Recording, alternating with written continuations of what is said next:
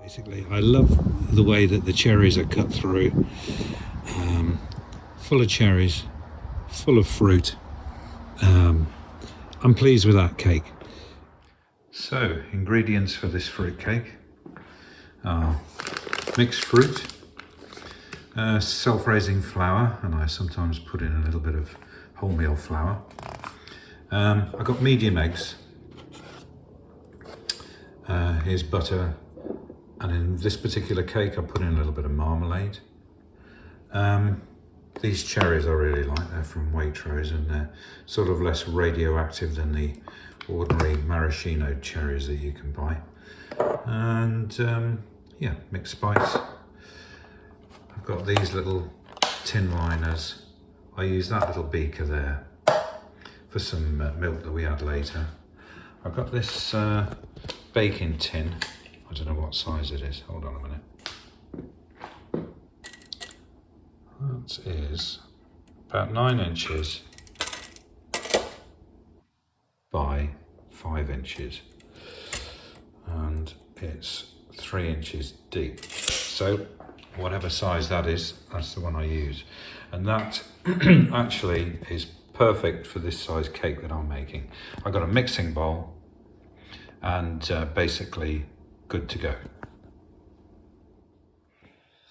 Incidentally, I'm a great fan of good old-fashioned tasty cookery, so stuff like your mother or your grandmother used to make, and I found this book to be really interesting and good for more old-fashioned recipes. I think it was, let's have a little look. Yeah, I think it was printed in the 1990s, but even so, Good Housekeeping is a renowned good cookery book, and it's just old enough to have good old-fashioned recipes. So the ingredients for this cake, incidentally, the tin is a 2-pound loaf tin. It's 125 grams of butter, which, as I was saying, is half a pack.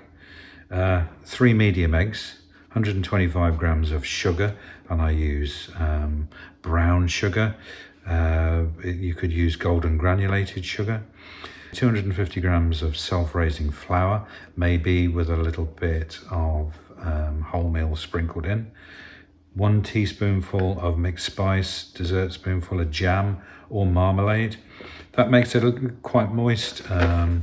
60 ml of milk, and then 400 grams of mixed fruit, including cherries. Cherries go really nicely in a fruitcake, I think. So what I like to do is get prepared for a little bit later on, adding the ingredients. So in this baking tin, I put in 400 grams of mixed fruit with plenty of cherries mixed in there too. I do like cherries in my fruitcake. I've put them in whole because actually I find when you're cutting a fruitcake, it's lovely to come across cherries. You cut them in half. It just looks good in the slice of fruitcake. So put that aside to use shortly. So to start making this cake, I put 125 grams of butter into this mixing bowl. I cut it up quite finely and then just put it in a warming oven for about, 10-15 minutes. And I find that really helps with the process of the old-fashioned phrases, creaming the butter and the sugar together. So the amount of butter is basically half of a pack. In the UK we got 250 gram packs, and it's basically half of that. So as I say,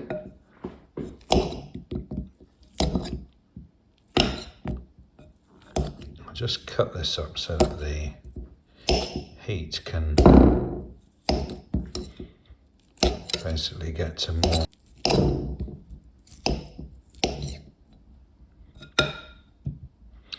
And then I'm going to pop this in the oven,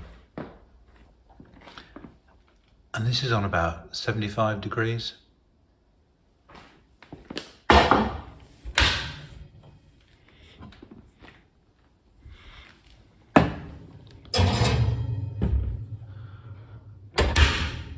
For about 10 minutes. Right, now to add 125 grams of this brown sugar.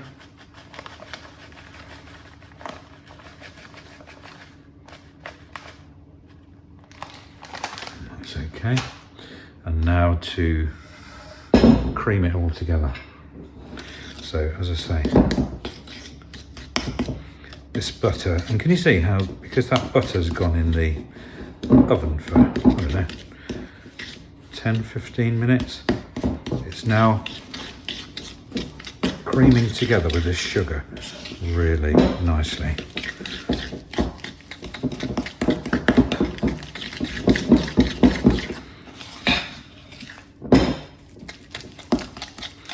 And so it doesn't take much just to break up those lumps of butter, and it's all creamed together nicely. I mean, you might say, why do you have to have it all smooth without any lumps of butter? And I think the idea is, I did one once where I hadn't mixed them quite smoothly enough, haven't mixed in the lumps of butter. Then when I went to cook it, it ended up with butter running out through the sides, and so I think it's a good idea to get a nice smooth mix. Anyway, that's the theory of it. Right, now to add the flour. So let's centre that again. Okay, so as I say, I add a little bit of this wholemeal flour, not too much, just to change the texture a little bit. I'll show you that'll do. That's about 50-60 grams. And then shove that across there a bit. Let's get some flour in there.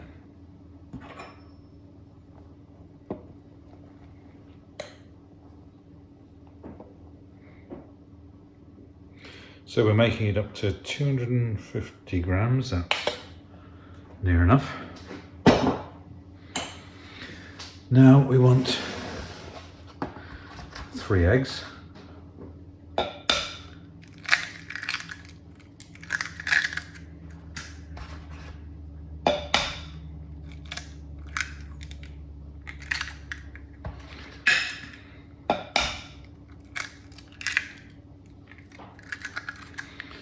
All sorted.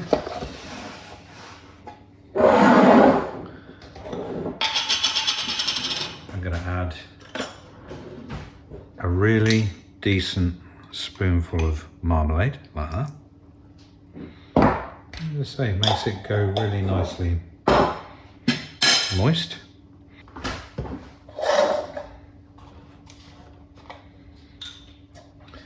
Then I'm going to add the milk, which is 60 milligrams. Okay, in that goes. Then I'm going to add a teaspoonful of mixed spice. I don't go too heavy on this, just like, just a barely rounded spoonful. And then I'm going to start mixing. I think it pays to do a good old mix. Make sure everything is really mixed thoroughly. So if you get a nice even cake mix, you get a nice even texture on your cake. You see how that's coming together nicely now. It's beginning to break up that big chunk of marmalade.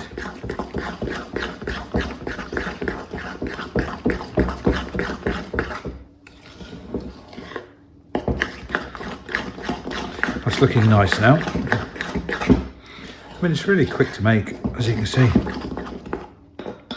I'm now going to pour in that fruit that I put in there earlier.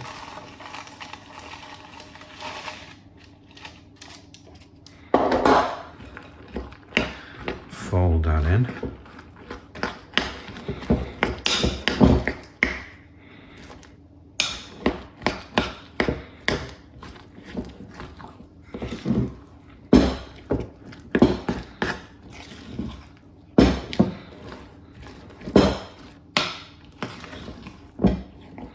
And I'd say that is all nicely mixed together. So that's all ready to put in this baking tin. And I try and be really careful about the first few spoonfuls that are going in, so I don't collapse the side of the paper and it all goes everywhere. So, but this is going nicely, and it all goes.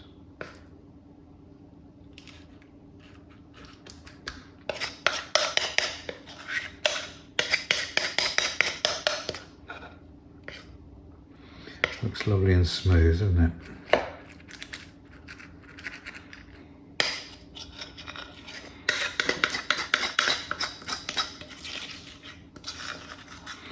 I like to get every last little bit out. Let's use another spoon for that.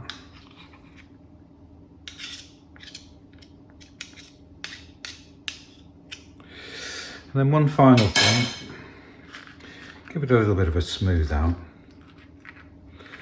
And for some reason, don't ask me why, I think it's something to do with the rise. Put in one line, just here's me breaking my own rule. I'm going to say just go for it once. And there we are, ready for the oven. So we're going to pop that into a preheated oven, and I've got that set at 150 degrees Celsius. Stick it in on the middle shelf, that'll do nicely, and then put the timer on for 1 hour and 25 minutes. Better get this right. I remember I made a classic mistake with this one, so I don't want to do it again. So there you go. Okay, timer's going off. Let's see what we've got. Not looking too bad. So here's the finished article. I'll just let it cool down. We'll cut it up and have a slice with a cup of tea in a minute. So this is what today's video has been all about. A traditional fruitcake, old-fashioned, very tasty. Let's cut it from this side. I don't know about you, but I've seen a few videos on making cakes, and at the last minute you'll just get maybe a slice of a cake or the end of a cake, and I always think I'd love to see that cake being cut up and eaten, basically what it looks like in a slice and on a plate. So here we go, I'm going to cut into it, and let's see what we've got. So I'm going to go into this end, and this was the desired effect, basically. I love the way that the cherries are cut through, full of cherries, full of fruit. I'm pleased with that cake. A little bit crispy, one or two of these bits of fruit on top, but in the main I'm happy with that. So let's give it the taste test. And that, to my taste, is lovely. You can see the moistness of it. It's an old-fashioned, traditional, everyday fruit cake, and the cat's come to join us. But anyway, in summary, quick and easy to make, and I'll leave the ingredients list and the method of how I made it in the description.